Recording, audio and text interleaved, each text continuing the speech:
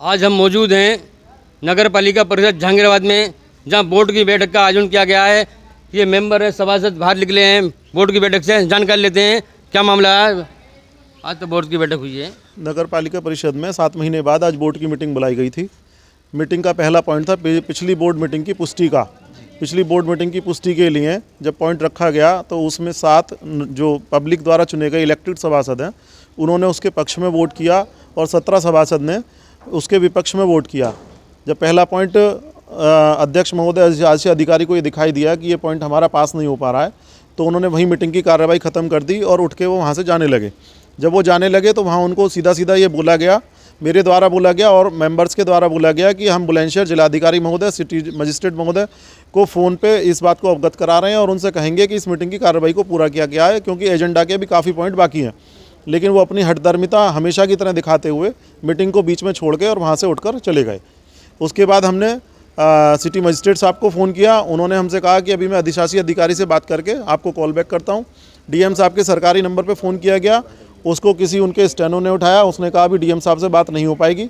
हमारे साथ सभासद हैं प्रवीण सिसोदिया जी, उन्होंने भी सिटी मजिस्ट्रेट से बात की। उन्होंने कहा कि अभी मैं बात करता हूँ। सिटी मजिस्ट्रेट साहब से दोबारा बात हुई। उसके बाद उन्होंने कहा कि मेरी बात हुई है अधिशासी अधिकारी से। उन्होंने कहा है कि इसमें हाई कोर्ट का मैटर है, इसमें हम कुछ नहीं कर सकते। जब ये हमारी मीटिंग का पहला पॉइंट पास नहीं हुआ तो हम आगे की मीटिंग की कार्रवाई नहीं कर सकते। ये थे नवीन बंसल सभासद जो बता रहे थे मीटिंग के बारे में। हमारे साथ हैं महिला सभासद, इनसे जानकारी लेते हैं क्या मामला मीटिंग का। आज मैं प्रवीण सिसोदिया वार्ड नंबर 14 से सभासद हूँ और आज बोर्ड की मीटिंग थी, तो जिसमें सभी महिला सभासद और पुरुष सभासदों ने भाग लिया था। वो पहले पॉइंट पे डिस्कशन हो रहा था, तो उसका एजेंडे में पहला पॉइंट था कि पिछली मीटिंग की पुष्टि करना, लेकिन कुछ सभासदों ने इसका विरोध किया। बाकी सब ने इसकी 7 जो सभासद थे उन्होंने इसकी पुष्टि की और इसके परिणाम स्वरूप जो ईओ हैं और हमारे चेयरमैन साहब हैं वो मीटिंग से उठकर चले गए कि अगर ये पहली मीटिंग की पुष्टि अगर नहीं हो पा रही है तो बाकी के पॉइंट्स जो हैं उन पे विचार विमर्श नहीं किया जाएगा। सभी लोगों ने कहा कि हम आगे मतलब मजिस्ट्रेट साहब से बोलेंगे, क्योंकि महत्वपूर्ण बिंदु थे। क्योंकि काफ़ी दिनों में यहाँ पे जो मीटिंग्स वगैरह होती हैं तो सभी सभासद अपना टाइम निकाल कर यहाँ पे आए हुए हैं, लेकिन उनके टाइम की महत्ता को ना देखते हुए वो मीटिंग हॉल से चले गए। और उसके बाद में मैंने और हमारे जो सम्मानित सभासद हैं तो उन्होंने भी, डिस्ट्रिक्ट मजिस्ट्रेट हैं, उनको कॉल की थी। तो उन्होंने बताया था अभी मैं ईओ साहब से बात करती हूँ और उसके बाद में आपकी मीटिंग को पुनः संचालित कराएंगे। लेकिन वहाँ से कोई जवाब नहीं दिया। पता नहीं स्टोनर ने उठाया था, किसने उठाया था फ़ोन। ऐसा क्या कारण है कि बार बार मीटिंग का जो कैंसिल हो रही है, बहिष्कार हो रहा है, सभासद जो हैं या चेयरमैन जो हैं उनका आपस में समन्वय स्थापित नहीं हो पा रहा है, क्या कारण रहा? नहीं, ऐसा तो कुछ कारण नहीं है। पहले से मीटिंग की पुष्टि होती चली आई है, लेकिन कभी कभी विचार को मिला है हमें, कई बार मीटिंग स्थगित हुई है। ऐसे विकास कार्यों का ना होना, जो वार्ड में विकास कर रहे हैं, मैं आपको ये दिखाना चाहूँगी। ये मेरे ही वार्ड का है। जल भराव की इतनी बुरी स्थिति है। जल भराव की आपको मैं फोटो दिखाती हूँ। ये फोटो निकलने बढ़ने की। ये देखिए वार्ड नंबर 14 देखिए। विकास के लिए मांग कर रहे हैं और क्या कर रहे हैं? इसका मेन कारण, पत्रकार महोदय, इसका मेन कारण ये है कि कुछ ही वार्डों में विकास कार्य कराए जा रहे हैं और मैं नहीं कहना चाहता था किसी जाति विशेष के उसमें वार्ड में ही, वरना इसका पूरा रिकॉर्ड निकलवा लो पिछले 4 साल का, कौन कौन से वार्ड में कितना कितना विकास कार्य हुआ है। क्योंकि जो सभासद चुने जाते हैं तो वार्ड के विकास के लिए ही चुने जाते हैं जो भी, और वहाँ के जो लोग हैं वो अपेक्षा रखते हैं कि क्या नाम है वार्ड में ज़्यादा से ज़्यादा काम हो। लेकिन अगर जब काम नहीं हो रहा है तो उसी की वजह से यहाँ पे पक्ष और विपक्ष हो जाता है। ऐसा कुछ नहीं है, वैमनस्यता थोड़ी है हमारी आपस में वार्ड मेंबर की या क्या नाम है चेयरमैन साहब की, सिर्फ विचारों की है लड़ाई जो कुछ है। ये थी प्रवीण सिसोदिया जी जो जानकारी दे रही थी। हम जानकारी लेते हैं। मैं मनोज गोयल वार्ड नंबर 16 सभासद। मैं 2 साल से चेयरमैन साहब से, ईओ साहब से, वर्तमान में जो ईओ 8 महीने से इनसे लगातार कहता रहा हूँ। मोहल्ला रामागंज में एक सड़क है जो 26 लाख रुपए की है और वार्डों में 48, 30, 52 लाख रुपए के काम लगे हैं। अभी 15 दिन पहले ही काम लगे हैं, उससे 15 दिन पहले और काम लगे थे और 3 महीने पहले 72 काम निकले हैं। कुछ ही वार्डों में काम कराए जा रहे हैं और मैं कहते कहते थक गया। यहाँ तक कि हमारा जो वार्ड है, मैं खुद नगर अध्यक्ष हूँ युवा मोर्चा का। हमारे वैश्य वर्ग रहते हैं, जो भारतीय जनता पार्टी जो सरकार चल रही है उसमें भी हमारे वार्डों के लोगों के काम नहीं हो रहे। वैश्य समाज प्रताड़ित किया जा रहा है बुरी तरह। इसलिए मैं चाहता हूँ, चेयरमैन भाजपा का, आप भी भाजपा के सभासद जी, उसके काम नहीं हो रहा। जब भी उसके बावजूद मेरे वार्ड में कोई काम नहीं हो रहा। कुछ वार्डों में वर्क ऑर्डरों पे 40-40 लाख रुपए काम हो रहे हैं। आज से हमारे वार्ड को बिल्कुल नहीं देखा जा रहा, 2 साल से अनदेखा किया जा रहा। गौरव जी ये थे मनोज गोयल जी जो बता रहे थे मीटिंग। सभासद रफ़ीक अहमद, इनसे भी जानकारी लेते हैं। मैं मोहम्मद रफ़ीक अलवी वार्ड संख्या 10 से सभासद हूँ। मेरे वार्ड में केवल अब तक 17-18 लाख का काम हुआ है, जबकि अन्य वार्डों में 1.5 करोड़ से ज़्यादा हो गया। मैंने चेयरमैन साहब से निवेदन किया था और सिफारिश की थी चेयरमैन साहब, विधायक जी ने भी चेयरमैन साहब से, कि मेरे वार्ड में प्रजापति लोग काफ़ी तादाद में रहते हैं, उनका एक छोटा सा मंदिर है जहाँ पर छोटे एक कमरे की डिमांड की गई थी कि धर्मशाला के रूप में वो बनवा दिया जाए। और विधायक चेयरमैन के पक्ष में थे जी, पक्ष में था। उसी के बाद तो मेरा उल्लू बनाया गया है। मैं यानी कि मुझको इस्तेमाल किया गया बहुमत के लिए। मैं बहुत सीधी बात बता रहा हूँ। मैंने उनको कहा, विधायक जी ने भी कहा कि साहब इस मंदिर का काम लगाइए, धर्मशाला का काम लगाइए। विधायक जी बेचारों ने बड़ी मेहनत की और कहा, पब्लिक के ही सामने कहा। मैंने भी निवेदन किया अलग से चेयरमैन साहब से, लेकिन चेयरमैन साहब ने नहीं सुनी। आज कितने सभासद विरोध में हैं? 1 मिनट और था। वार्ड संख्या 6 में जब मंदिर लग सकता है इस 93 लाख रुपए में, तो अब प्रजापति लोगों का मंदिर क्यों नहीं लग सकता? क्या मैं जनता से चुन के नहीं आया हूँ, उनका प्रतिनिधित्व नहीं करता हूँ? क्या खाली मैं मुसलमानों का प्रतिनिधित्व करता हूँ? मैं हिंदू और मुसलमान दोनों का प्रतिनिधित्व करता हूँ, इसलिए मुझे दोनों की परवाह है। बहुत बड़ी बात। इसी तरह से मुसलमान लोगों का एक कब्रिस्तान है पेंट पर, जिसमें 8 वार्ड आते हैं। वार्ड संख्या 4, 8, 10, 12, ये मतलब मैंने इसमें नोट कर रखा है।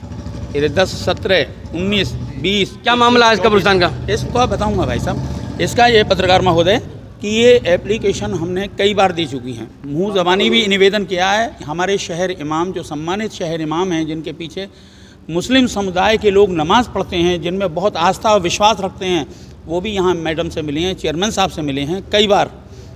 कोई सुनवाई उस नाले की नहीं हुई है। आज जिन मैयतों को हम कंधे पर रख कर के पाक पानी से गुस्ल करा के बहुत धीरे धीरे आराम से ले जाते हैं, आज उनमें टट्टी और पेशाब का पानी जा रहा है।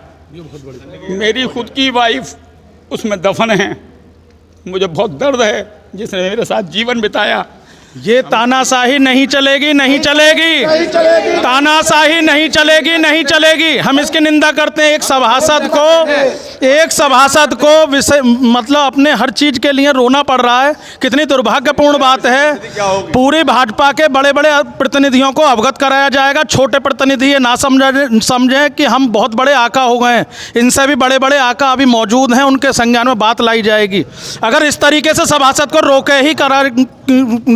रोके और पिपिया के करना पड़ेगा काम, तो धिक्कार है ऐसी भाजपा सरकार पर। हम कहते हैं बात खुल के। मेरे वालिदैन, जिस माँ ने मुझे 9 महीने कोख में रखा है, उसकी कब्र में टट्टी और पेशाब का पानी जा रहा है।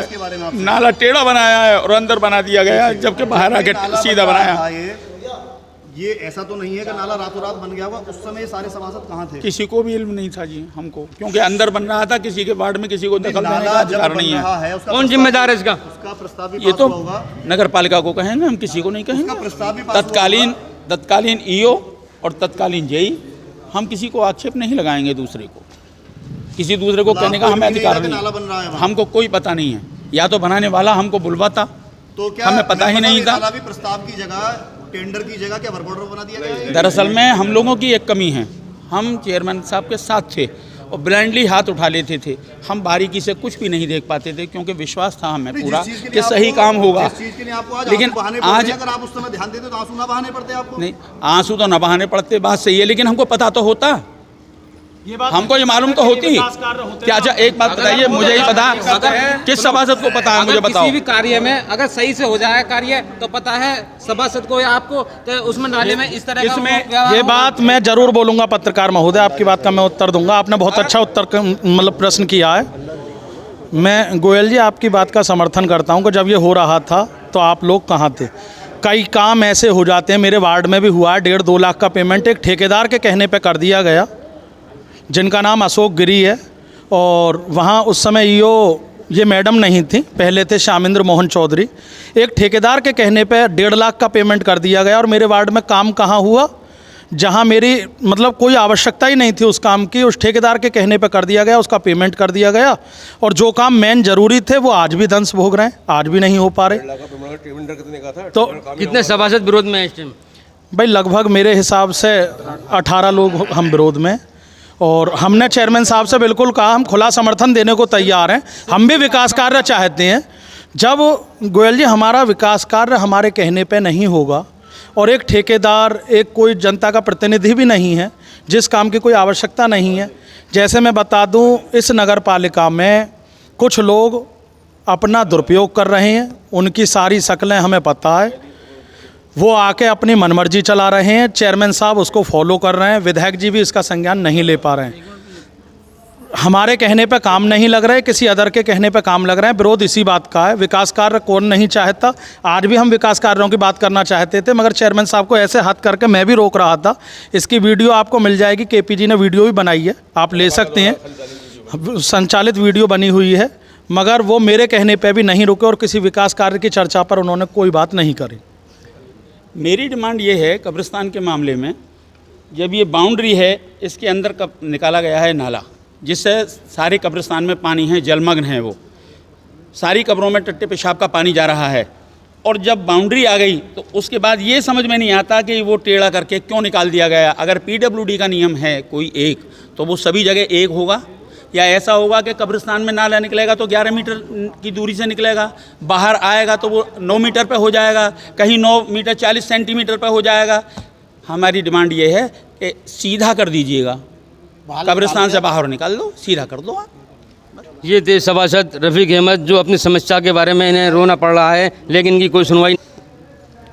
ये जितने भी सभासद हैं अपना विरोध दर्ज करा रहे हैं, कोई भी कार्य, हमारे विकास कार्य नहीं हुआ। पूरा आरोप उनका चेयरमैन पे है। कैमरामैन अखलाक चौधरी के साथ